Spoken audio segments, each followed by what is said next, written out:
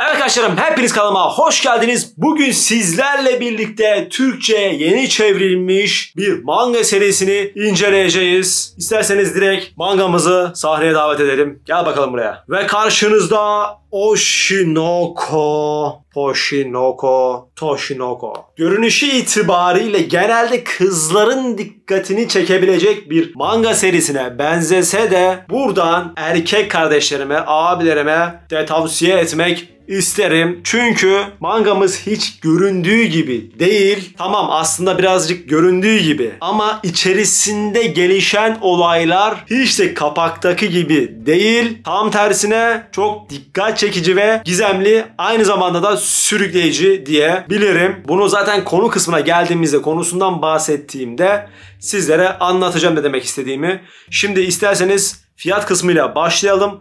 Ondan sonra da o kısma geldiğimizde size zaten bahsetmiş olacağım. Haydi o zaman geçelim. Arkadaşlar, bu video çektiğim andan itibaren mangamızın şu anki etiket fiyatı 84 TL. Fakat siz gerekli şeylerin kendi sitesinden almaya kalktığınız zaman 63 TL gibi bir fiyattan alabiliyorsunuz. Büyük ihtimal ben bu videoyu yayınladığım zaman manga çoktan zam yemiş olacaklar ve fiyatı farklı olacak. O yüzden yine buraya parantez içine alıyorum. Şu anki güncel fiyatı diyorum. Bu videoyu çektiğim tarih ise 17.01.2024 arkadaşlar. O yüzden tarihi dikkate alın ve bu söylediklerime kötü yorumlar yapmayın. Abi fiyatı yanlış söylüyorsun falan filan demeyin. Sizi burada uyarmış olayım. Şimdi fiyatından bahsettiğime göre bir de size şöyle mangamızın sayfa kalitesinden bahsedeyim. Şöyle ikinci hamur. Şu an ellerim kuru olduğu için elimizde ıslatıyoruz ama inşallah sayfaya zarar vermeyiz. Şöyle ulan ya şu sesten anlıyorsunuz zaten ya. İkinci hamur arkadaşlar. Yani normal klasik manga sayfaları diyebiliriz. Fakat niyeyse bu Oshinoko'da da normalde mangaların sayfaları ortalama 200-220 falan filan olur böyle. Bu manganın da yine 216-220 sayfa arası falan ama niyeyse bana daha böyle kalınmış gibi hissettiriyor. Yani sanki ufak bir kalite farkı var bunda. Yani ben en azından öyle hissettim. Yanlış da hissetmiş olabilirim. Ama niyeyse daha kaliteliymiş gibi hissettiriyor bana bu manga. Bilmiyorum. Onun dışında şöyle şömizine girelim arkadaşlar. Bu arada şömizli bir manga. Bir dakika şunu bırakayım. Şöyle görmüş olduğunuz gibi kulakçıkları bu şekilde. Şöyle göstereyim size. Burayı netleyebilirse netler inşallah. Görmüş olduğunuz gibi böyle bir kapak tasarımı mevcut. Aynı zamanda şömizsiz halini gösterelim. Şöyle görüyorsunuz. Bir an böyle şöyle çevirince kendi yüzümü gördüm de ona gülesim geldi. Yani şömiz basımı güzel olmuş arkadaşlar. Biliyorsunuz ki bazı mangalar basıldığı zaman şu köşe kısımları oval oluyor. Ama bunda mesela o ovallik yok. Gayet güzel düz basılmış. Ve kare şeklinde duruyor. Güzel duruyor yani, köşeli duruyor. Aynı zamanda da rahat açılıp kapanabiliyor. Yani rahat bir şekilde okuyabiliyorsunuz arkadaşlar. Şu köşeleri rahat hiç sıkıntı çekmeden, zorlanmadan okuyabiliyorsunuz. Onun dışında görmüş olacağınız gibi ilk sayfaları renkli. Şöyle göstereyim. Renkli sayfalardan oluşuyor arkadaşlar. Ama yine klasik siyah beyaz aslında. Sadece ilk sayfalarında böyle bir kıyak yapmışlar. Gerekli şeyler diyebiliriz. Buradan gerekli şeyler demişken mangaya basan yayın evimizde yine gerekli şeyler yayın evi. Buradan gerekli şeyler yayın evine de ekstra özel bir teşekkür edelim. Çünkü böyle farklı bir seri almışlar. Yani farklı bir seri diyorum fakat ama bu seri zaten şu an popüler bir seri diyebiliyorum. Yani aslında burada riske girmişler desem yalan olur diyebilirim. Zaten çünkü popüler, sevilen bir seri. Bastıkları zaman alınacağını, okunacağını zaten tahmin ediyorlardır diye düşünüyorum. Manga serimizin cilt sayısına gelecek olursak şu an 12 cilt yazıyordu arkadaşlar Wikipedia'da. Fakat gidip de Google'a Oshinoko 13. cilt yazdığımda çıktı. Fakat 14. cilt çıkmadı. Yani şu an 13'e kadar gelmişler diyebiliriz. Ve devam ediyor sanırım bu seri. Devam ediyorsa yine yorumlarda belirtirsiniz. Veya 14. 15. cilt basılmışsa yine beni burada düzeltirsiniz kardeşlerim. Sevinirim. Onun dışında kapak tasarımlarına gelecek olursak kapak tasarımlarında genelde bu şekilde karakterler oluyor arkadaşlar. Bu şekilde karakterleri görüyoruz ve bence oldukça güzel duruyor. Yani aslında biraz baktığınız zaman yine dediğim gibi kadınlara yönelikmiş, kızlara yönelikmiş gibi hissettiriyor. Fakat dediğim gibi alıp okuduğunuzda farklı bir konusu olduğunu, farklı bir teması olduğunu göreceksiniz. Sadece kapakları birazcık böyle kadınlara, kızlara yönelik. Onun dışında genelde bence herkesin okuyabileceği bir seri diyebilirim. Şimdi serimizin mangakasına gelelim. Serimizin mangakası Aka Akasaka. Biz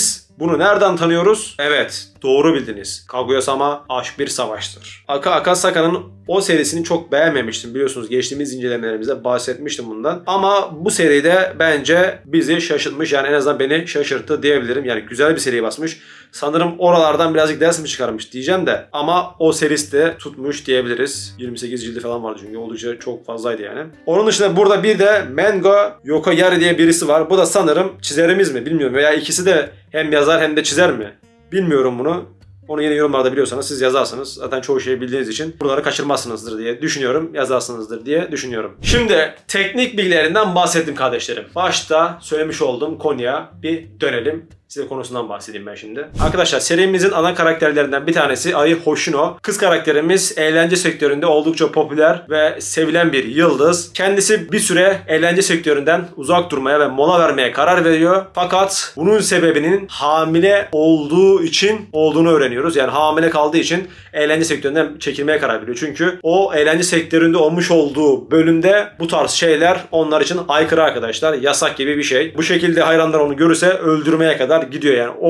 O derece önemli, ciddi bir konu bu. O yüzden kendisi eğlence sektöründen uzak durup çekiliyor ve bir doğum uzmanına gidiyor. Kadın doğum uzmanına gidiyor. Kadın doğum uzmanımız da erkek Goro adında bir doktor ve kendisi de bu kızın aşırı derecede hayranı arkadaşlar. Zaten karşılaştığı zaman, kız bunun yanına geldiği zaman çok şaşırıyor, çok heyecanlanıyor ve aşırı derecede seviniyor, mutlu oluyor. Ve kız Goro'dan kendi çocuklarını doğurmasını istiyor. Yani Goro'nun onunla ilgilenmesini istiyor. Goro da tabii ki de bunu hemen kabul ediyor arkadaşlar. Yani Goro'nun Ai'yi doğurduğu gün işini hallediyor, doğurtturuyor, bebekleri çıkartıyor. Ondan sonra çıkıyor, giderken hastaneden çıkıp giderken Ai'nin hayranı tarafından bıçaklanarak öldürülüyor. Yani bunlar spoiler değil arkadaşlar. İlk cildi size böyle genelini anlatacağım. Şimdiden kusura bakmayın. Bence ilk cilden çok da spoiler olmaz diye düşünüyorum. Her neyse öldürülüyor ve kendisi o çok sevmiş olduğu ünlü kişinin çocuklarından bir tanesi olarak hayata geri dönüyor. Yani reenkarne oluyor arkadaşlar. Bu arada kız karakterimiz ikiz doğuruyor. Biri kız biri erkek. Erkek bizim bu Goro karakteri oluyor. Yani Goro tekrardan hayata geri dönüyor ama o sevmiş olduğu kızın bebeği olarak hayata dönüyor. Burası biraz karışık. O yüzden kusura bakmayın.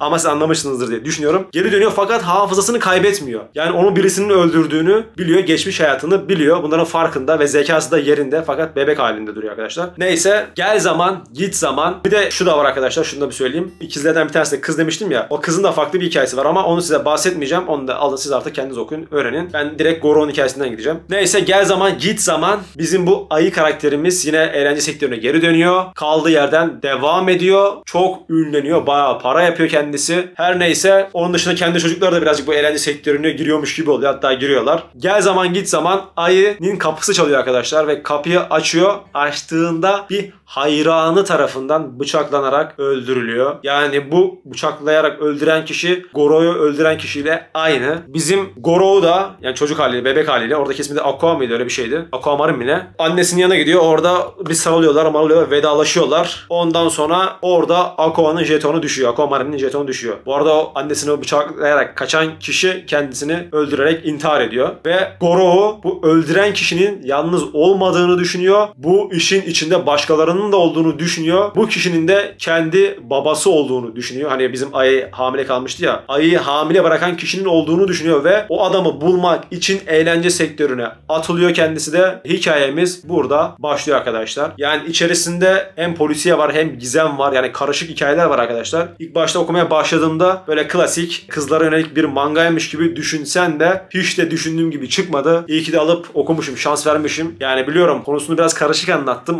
Umarım anlatabilmişimdir. Çünkü konusu da karışık arkadaşlar. Alıp okuduğunuz zaman kendiniz göreceksinizdir. Zaten popüler bir manga serisi listenizde vardır diye düşünüyorum. Sepetinize eklemişsinizdir diye düşünüyorum. Ben sadece size bu manga hakkında birazcık ön bilgilendirme yaptım. En azından konusunu şu an az çok biliyorsunuz. Konusuna az çok hakimsiniz. Yani en azından sadece kadınlara yönelik olmadığını, herkesin okuyabileceğini düşünüyorsunuzdur diye bilirim. Bu şekilde de arkadaşlar konusu, demek istediğimi bence anlamışsınızdır. Evet, şimdi siz gidin bir çizimlere bakın, gelin ondan sonra videomuzu bitirelim. Haydi let's go!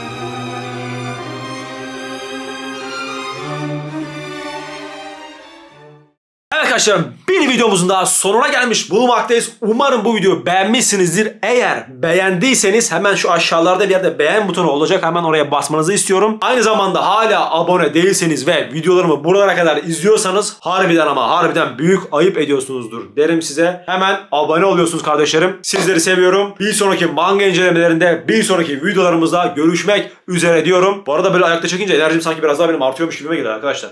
Oturunca biraz daha böyle sakin oluyorum, uysal oluyorum ama ayağa kalktım böyle yani hareketli oluyorum. Güzel oluyor, heyecanlı oluyor yani. Siz ne diyorsunuz? Yorumlarda yazarsınız bunu. Neyse ben kaçıyorum kardeşlerim. Kendinize iyi bakın. Bir sonraki videolarda görüşmek üzere diyorum. Sizleri seviyorum.